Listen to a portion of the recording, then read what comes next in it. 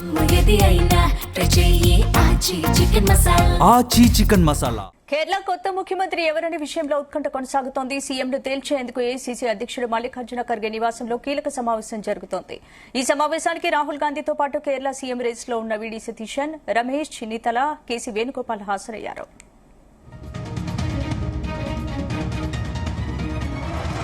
కేరళకు వెళ్లి ఎమ్మెల్యేల అభిప్రాయాన్ని సేకరించిన పరిశీలకులు అధిష్టానానికి నివేదిక ఇచ్చారు. పరిశీలకుల రిపోర్టు ఆధారంగా ఖర్గే, రాహుల్ నిర్ణయం తీసుకోనున్నారు. ప్రజాబలం సతీశన్ కు మెజార్టీ ఎమ్మెల్యేల మద్దతు కేసీ వేణుగోపాల్ కున్నట్లు పరిశీలకులు హైకమాండ్ కు రిపోర్టు ఇచ్చారనే ప్రచారం సాగుతోంది. మరోవైపు సతీశన్, రమేష్ చెన్నితల, కేసీ వేణుగోపాల్ కు మద్దతుగా వారి మద్దతుదారులు ప్రచారాన్ని హోరెత్తిస్తున్నారు. ర్యాలీలు నిర్వహించడంతో పాటు అనేక ప్రాంతాల్లో తమ ప్రియతమ నాయకుల బిల్ బోర్డులు, పోస్టర్లు ఏర్పాటు చేశారు.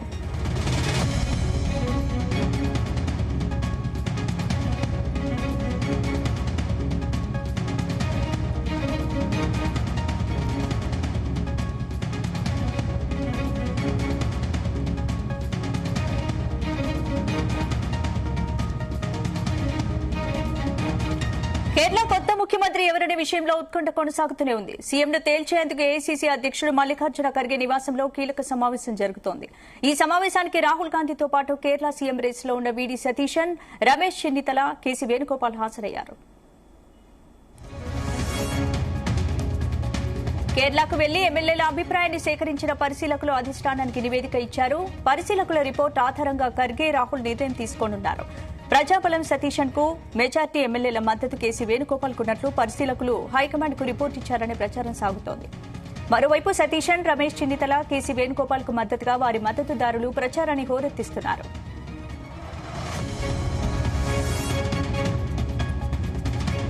ఇందుకు సంబంధించి పూర్తి అప్డేట్స్ మా చీఫ్ న్యూస్ కోఆర్డినేటర్ రాధాకృష్ణ అడిగి తెలుసుకుందాం. రాధాకృష్ణ.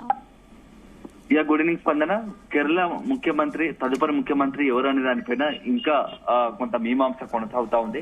సో కాంగ్రెస్ పార్టీకి సంబంధించినటువంటి చాలా రోజుల తర్వాత అక్కడ కాంగ్రెస్ ముఖ్యమంత్రిగా అంటే ప్రభుత్వం ఏర్పాటు చేసే విధంగా సరిపోయినటువంటి మెజార్టీ వచ్చిన నేపథ్యంలో ముఖ్యమంత్రి ఎవరు అనే దానిపైన ఇంకా కాంగ్రెస్ అధిష్టానం మల్లగుల్లాలు పడతా ఉంది.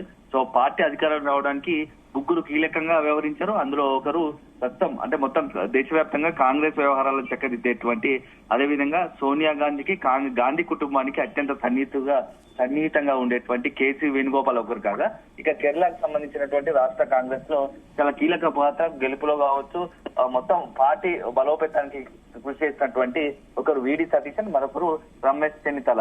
వీళ్ళు ముగ్గురు కూడా మొదటి నుంచి కూడా ముఖ్యమంత్రి కోసం ప్రయత్నాలు చేస్తున్నారు. ఎవరు అనేది ఈ ముగ్గురు పేర్లు సీఎం రేస్ లో ఎవరు ఉన్న దానిపైన ఈ ముగ్గురు పేర్లు వినబడతా ఉన్నాయి. సో అధిష్టానం ఈ ముగ్గురులో ఎవరి పేరును ఎవరి వైపు నిలుస్తుంది అనేది మాత్రం ఇంకా ఉత్కంఠ కొనసాగుతా ఉంది.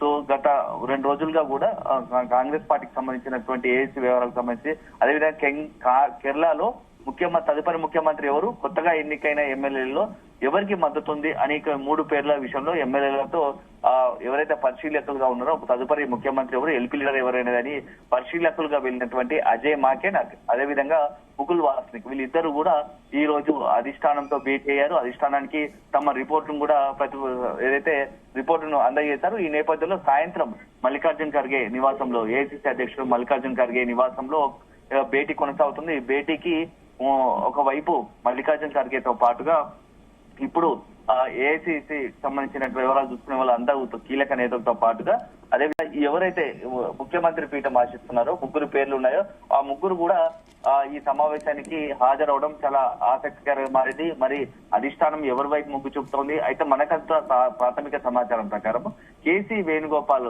వైపే కాంగ్రెస్ అధిష్టానం మొగ్గు చూపుతున్నట్టుగా తెలుస్తోంది. ఎందుకంటే సుదీర్ఘంగా రాజకీయ అనుభవంతో పాటు అత్యంత గాంధీ కుటుంబానికి సన్నిహితులు, అందులోనూ కొంత లాయలిస్ట్ గా ముద్రపడి ఉన్న నేపథ్యంలో కేసీ వేణుగోపాల్ వైపే మొగ్గు చూపుతున్నట్టుగా తెలుస్తోంది. సో దీనికి ప్రతిపాదించాల్సింది, అధికారికంగా ప్రకటించాల్సింది.